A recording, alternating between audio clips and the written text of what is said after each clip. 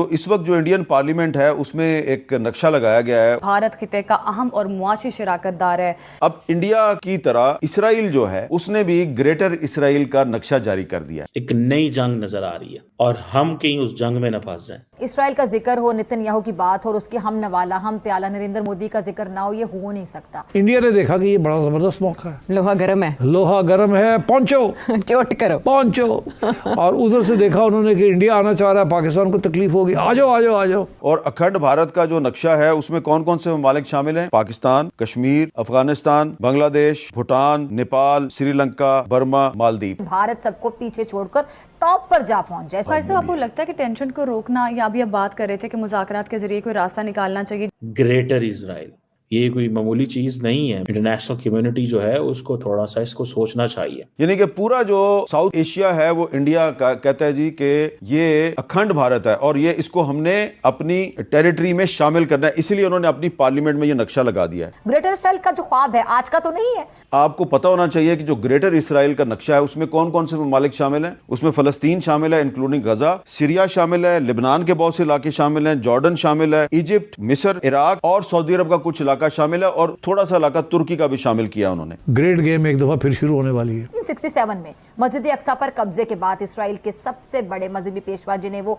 Chief रबी कहते हैं, उसने कहा था कि असल खुशी उस वक्त हासिल होगी जब हम मदीना तैयबा में अपने पुराने मकानों इलाकों को हासिल कर लेंगे और मदीना मुनव्वरा के हर शहरी के साथ वही सलूक करेंगे जो मुसलमानों ने हमारे बड़ों के साथ किया था। इसराइल अपने मजमूम मकासद का खुलकर इजहार कर रहा है और सिर्फ इजहार ही नहीं कर रहा, वो इस जानिब कदम भी बढ़ा रहा है। और शाम में बशारुल असद हुकूमत के खात्मे के बाद इसराइल जोलान की पहाड़ियों से उतरकर दिमिश्क से बमुश्किल 15 किलोमीटर दूर बैठा है और वो फ़लस्तीनियों को सफ़ा हस्तियों से मिटाने के दर पे भी है और अरबों को ताबे रखकर माजी का बदला भी लेना चाहता है। और वो खैबर की ज़िलत में शिकस्त नहीं भूला और ख़ुद को तैयार कर रहा है। ग्रेटर इसराइल क्या है? बेसिकली ये कॉन्सेप्ट है, ठीक है जी, ज़ायोनिज़्म के अंदर और इजरायली जो पॉलिटिकल डिस्कोर्स है उसके अंदर, कि एक लार्जर टेरिटोरियल एरिया है जो कि इजराइल की स्टेट के लिए, जो ये कहता है कि जो करंट इंटरनेशनल रिकग्नाइज्ड बॉर्डर्स जो हैं उनको अंडरस्टैंड करें,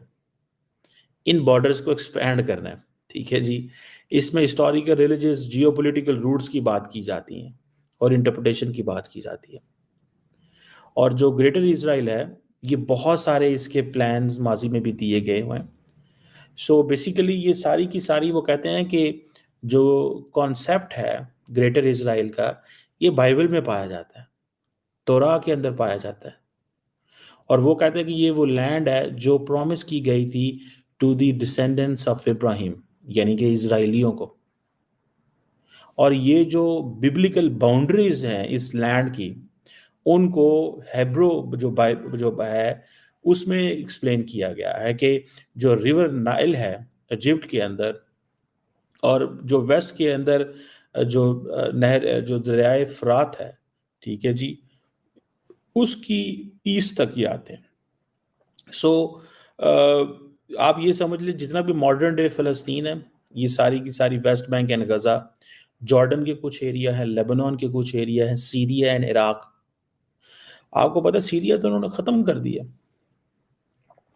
अक्सर मैं पाकिस्तानियों को कहता हूँ कि हमें फ़ौज को ज़रूर तनकीद करें अगर फ़ौज सियासत करे, लेकिन फ़ौज अगर कमज़ोर हो जाए तो याद रखें फिर आपका हाल ऐसे ही होता है जैसे सीरिया का हाल होता है।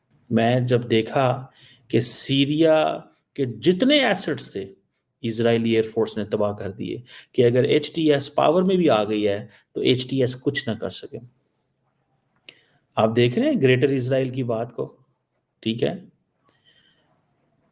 अब मिडिल ईस्ट शोर कर रहा है सारा, लेकिन मिडिल ईस्ट क्या कर सकता है? मैं आपको मजे की बात, क्या कर सकता है? आज अगर इजराइल चाहे तो पूरे के पूरे मिडिल ईस्ट में जंगें शुरू हो जाएं, आज चाहे। ये तो वो सब अच्छे बच्चे बना के उनको बैठाया हुआ है कि तुमने हिलना नहीं है। और फिर वो जारी बात है, there will come a time they will come to Pakistan. मैं आपको मजे की बात बता रहा हूँ, ये बातें मजाक नहीं मैं कर रहा। There will come a time they will come to Pakistan और कहेंगे जी हमें ये खतरा है, हमें ये खतरा है, हमें ये खतरा है। ये जो पाकिस्तान के ऊपर सख्ती की जा रही है ये हमें नहीं की जा रही, there is some logic behind that. लेकिन हमने 70s 80s का दुनिया को बता दिया हुआ, पर्टिकुलरली वेस्टर्न वर्ल्ड को, कि हम किसी किस्म का कोई डिज़ाइन या इंटरेस्ट नहीं रखते मिडिल ईस्ट की पॉलिटिक्स के अंदर, किसी किस्म का डिज़ाइन या इंटरेस्ट नहीं रखते मिडिल ईस्ट की पॉलिटिक्स के अंदर। हमने उनको बता दिया हुआ है, समझ रहे हैं आप बात? ये बात हमने क्लियर कर दी है उनको कि हमें इस चीज़ से कोई गर्ज नहीं है कि वहाँ पे क्या हो रहा है, ना हम कुछ करना चाहते हैं। फ्रैंकली स्पीकिंग, ये मैं आपको बड़ी पते की बात बता रहा हूँ एंड बड़ी रिसोर्सफुली, जिसे आप कहें कि with all information and authenticity बता रहा हूँ कि हमने दुनिया को बता दिया हुआ भाई साहब हमारा इसमें कोई लेन देन नहीं है। आप जो मर्जी कर रहे हैं वहाँ पे, जैसे मर्जी करें, हम इसमें नहीं आते पढ़ते, ठीक है ना जी। सो मुझे ऐसे लगता है when I look at this, इस सारी की सारी सिचुएशन को देखता हूँ, ठीक है जी, तो मैं एक चीज़ को अंडरस्टैंड करता हूँ कि फौज जो है वो ज़रूरी है। ये जो ज़ायनिस्ट थिंकर थे जो 19th एंड 20th सेंचुरी में जिन्होंने ये सारा देखा, वो कहते हैं कि ये जो ज्यूइश स्टेट है, जो ब्रिटिश मैंडेट था फ़लस्तीन का उस दौर में, ये जो कॉन्सेप्ट है ग्रेटर इज़राइल का, ये सिर्फ जिसे कहते हैं ना कि जो बिब्लिकल इज़राइल ये नहीं है, बट सारी की सारी ज्यूइश हिस्टोरिकल जो टेरिटरीज हैं वो हैं, ठीक है ना जी।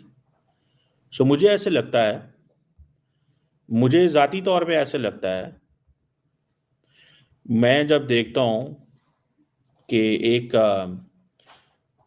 तरफ ये मैप है, एक तरफ ये मैप है और दूसरी तरफ मासूम एंड बेचारे अरब कंट्रीज जो देख रहे हैं इस सारी सिचुएशन को, इस सारी की सारी सिचुएशन को देख रहे हैं।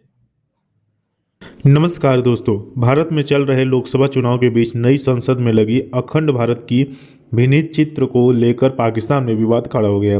पाकिस्तान के पत्रकार विदेश मामलों के एक्सपर्ट ने आरोप लगाया है कि यह भारत के पड़ोसी देशों की सुरक्षा के लिए खतरा है। उनका कहना है कि भारत इसके जरिए पड़ोसी देशों पर अपना दावा पेश करना चाहता है।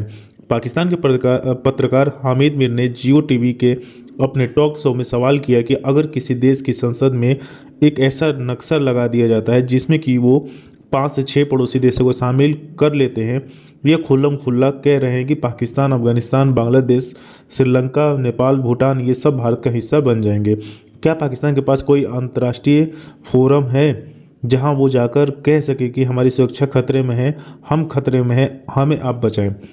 पाकिस्तानी डिप्लोमेट एजाज अहमद चौधरी ने हामिद मीर के सवाल के जवाब में कहा है कि सभी देशों को कूटनीतिक तरीके से इसका विरोध करना चाहिए। हामिद मीर ने कहा कि अखंड भारत नक्शे को लेकर अरब के देशों को भी विरोध जताना चाहिए। उन्होंने भारत से दोस्ती बढ़ाने को लेकर अरब देशों पर निशाना साधते हुए कहा, खास तौर पर उन अरब देशों को विरोध जताना चाहिए जो मोदी साहब के गले में बड़े बड़े हाथ डालते हैं।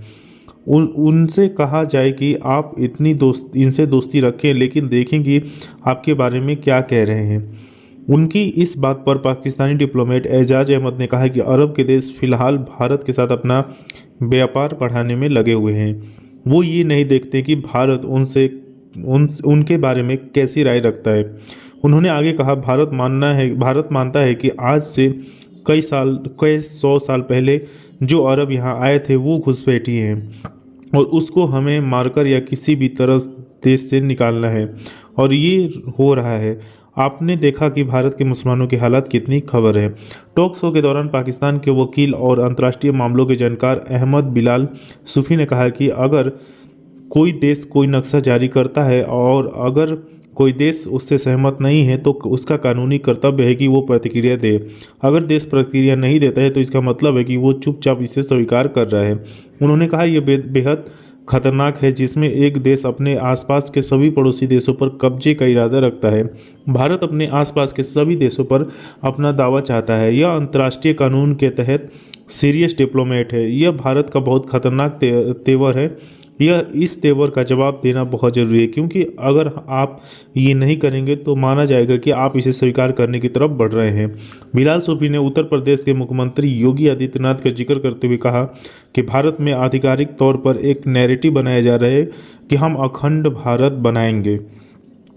भारत सीएम योगी ने पिछले साल फरवरी में भारत को हिंदू राष्ट्र की संज्ञा देते हुए कहा था कि आने वाले समय में अखंड भारत का सपना पूरा होगा। अखंड भारत शब्द का इस्तेमाल एकीकृत भारत की अवधारणा के लिए इस्तेमाल किया जाता है, जिसमें कहा जाता है कि आज का अफगानिस्तान, बांग्लादेश, भूटान, म्यांमार, मालदीव, म्यांमार, नेपाल, पाकिस्तान और श्रीलंका अखंड भारत का हिस्सा थे। राष्ट्रीय स्वयंसेवक संघ के एजेंडे में अखंड भारत शीर्ष पर रहा है। संघ का मानना है कि पाकिस्तान, बांग्लादेश, अफगानिस्तान, म्यांमार, श्रीलंका और तिब्बत का क्षेत्र हिंदू सांस्कृतिक समानताओं के आधार पर बना एक राष्ट्र है। तो दोस्तों बस आज के में इतना ही। वीडियो अच्छी तो वीडियो को लाइक और चैनल को भी सब्सक्राइब कर लीजिएगा, क्योंकि हम आपके ऐसी दुनिया भर और खास करके पाकिस्तानी मीडिया के रिएक्शन आपके तक पहुंचाते रहते हैं।